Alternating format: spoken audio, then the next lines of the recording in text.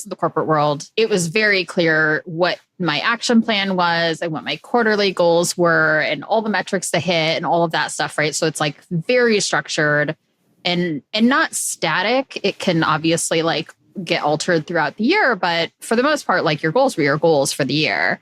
And now in an independent business, there's so much less control, but there's so much more opportunity so that I really don't have quarterly goals anymore. And I'm getting to the point where now I'm going to start having that stuff. But in those first few years, it was like I would set quarterly goals and then I would laugh at myself later because I'd either like not even come close to hitting them or like way blow them out of the water. And so it's just funny because I feel like in a high growth agency world that you're in right now, you're kind of in the middle where you have to set goals, but you have to leave room for these big changes that are coming across. And like, how do you do both? Yeah, we have to be nimble. That's the number one role of an agency. Things are always changing. And I know you spoke to our agency just about change because change is constant. It's the only thing we can rely on in the agency world.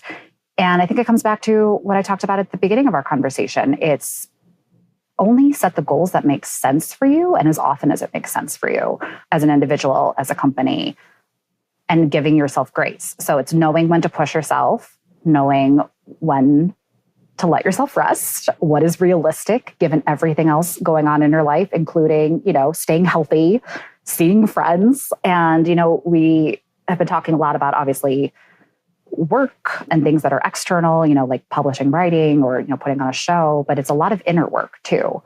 And again, I used to be very hard on myself and, always felt I wasn't doing enough. And I would spend time and energy on not all of the right things that just left me exhausted. So it's also really being quiet and paying attention to myself to know what is adding to my life. And of course, there's always going to be some things, especially in our, our work lives that, we're just going to have to do that we don't like 100% love.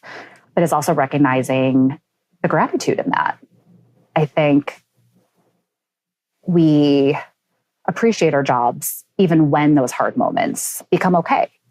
Where it's like, yeah, like that was a really tough conversation, but look at even how that has improved. That we can be vulnerable with each other and we can move things forward.